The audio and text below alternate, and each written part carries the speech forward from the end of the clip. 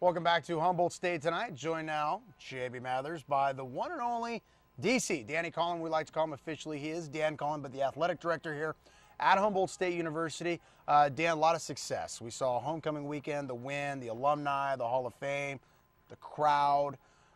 It starts at the top. Dr. Richmond, then of course you. You're the athletic director calling the shots here at Humboldt State. So first off, congratulations. Thanks a lot, JB. I'm glad to be here this morning. How does it feel? You've got to feel good when you come out on a Saturday night, a ton of folks in the Redwood Bowl, and more importantly, you know, your peers, people that you played with, you were here at the same time, fellow athletes, and through all your years. You've been in Humboldt State how many years now? I've been 27 years, been the administrator and also the athletic director the last 8 years. And a student. Right? And a student. I was a student here at Humboldt State in 73 to 79, played volleyball. Was a kinesiology major, and been here a long time. Doesn't seem that long. But so you know obviously a lot of people here at Humboldt State, Danny, and a lot of them. This is the weekend they come back. Obviously, you made your biggest hire this year, Rob Smith. I mean, he's hired a lot of people, but the football coach, that is the marquee position. So you've got to feel good when you see Coach Smith getting the ship going in the right direction, and then putting a win together, making the folks happy. Oh, absolutely. You know, Rob was the #1 priority for me to make sure this is a critical hire for Humboldt State to get the right fit for the football program. And we've done that with Rob. I think Rob's already shown he's done some things that just have electrified the program, more working with the student athletes, but also being engaged in the community, being on shows like this, as well as doing Rotary talks and so forth. But you know, he's a proven winner, so we're very, very happy with what Rob's been doing, as well as his staff. Of course, Rob Smith and the Jacks out of town this weekend. You have a brand new gym. I think look, it's $1 million. It can be called whatever you want as long as it's tastefully done, right? Dan comes up with $1 million, maybe me, Mathers Gymnasium, but checks in the mail, guys. Nevertheless, you have a brand new gym. A lot of people ask me, JB, what it's like. I haven't been there. Probably won't be there till basketball season for a lot of people. But hey, tell me about the brand new facility here at Humboldt State. Well, we're so fortunate. We've had an opportunity to open up a $44 million new kinesiology and athletic complex, which includes not only the gymnasium, but a natatorium, classrooms, athletic facilities for our coaches and our women intercollegiate teams. But the gym itself is something that I think the community will be incredibly excited about. It's about a 2,000-seat arena.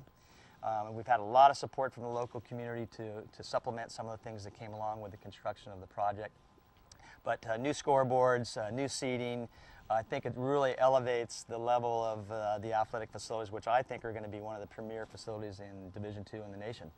Of course, the new gym, 2,000-seat arena. Let's not get carried away.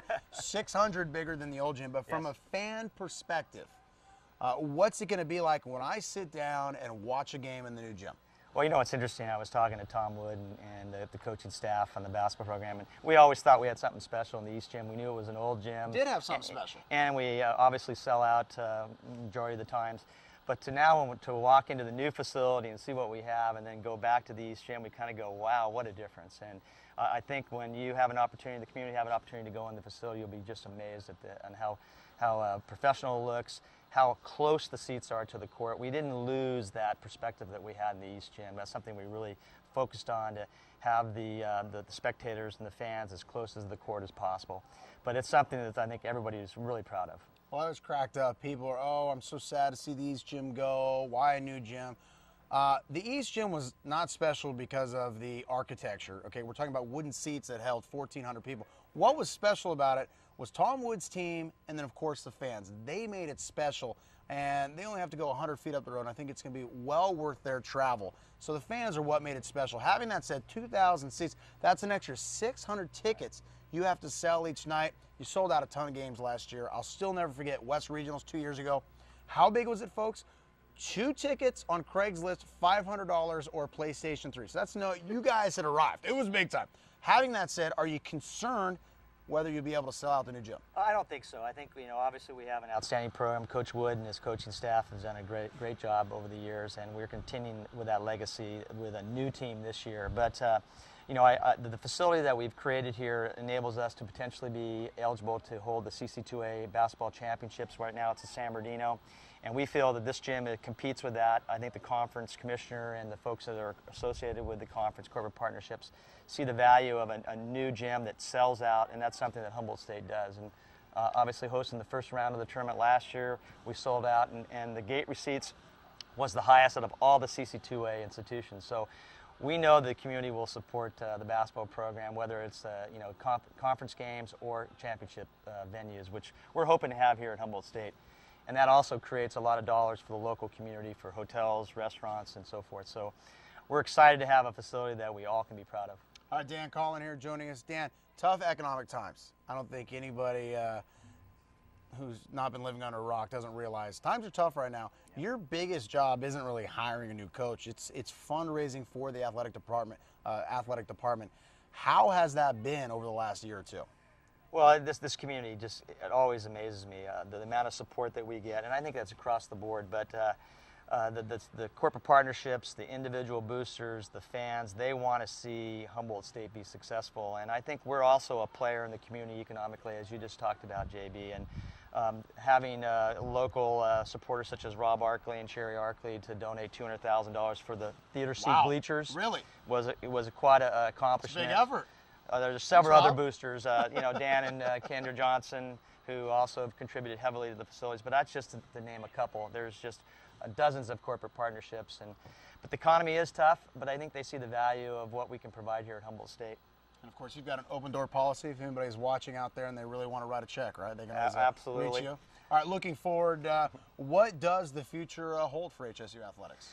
Well, I think you got a lot done over the last year, Danny. New gym, new football coach. Life is good, but of course, people want to know what's next. Well, obviously, we've been concentrating on facilities, and you can see what's going on here, right down the track here. But the constant goal really is scholarships for our student athletes. I think we're starting to improve where we're competing with some of the other CSU institutions, our sister schools in the conference, but we still got a ways to go. So scholarships have been the main emphasis, and we'll continue to focus on that. All right, Hall of Fame weekend. Bert Nordstrom is coming up next. He's a Hall of Famer. He can talk from the Hall of Fame experience. This weekend, the Jessamy Kendalls, the 78 team. Did you have a favorite moment or something that happened with this past weekend's Hall of Fame inductees, or maybe a favorite memory? Well, actually, the Hall of Fame event, which was Friday night, is the highlight of the athletic department. To have our former players come back, coaches, teams, and see the interaction with their former coaches and teammates is something very special. I think only athletics really can provide.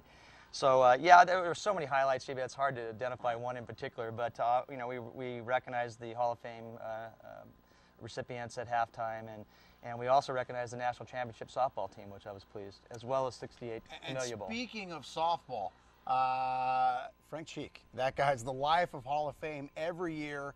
Are you going to be able to keep him around for a lot longer? Because they keep winning. Well, I know they do, and I don't know. Frank was a professor when I was a student here in the 70s, and so he's going strong, and it's something that we're proud of, and I think Frank obviously has great passions, continues to have it, and he makes a difference in all the programs he's associated with.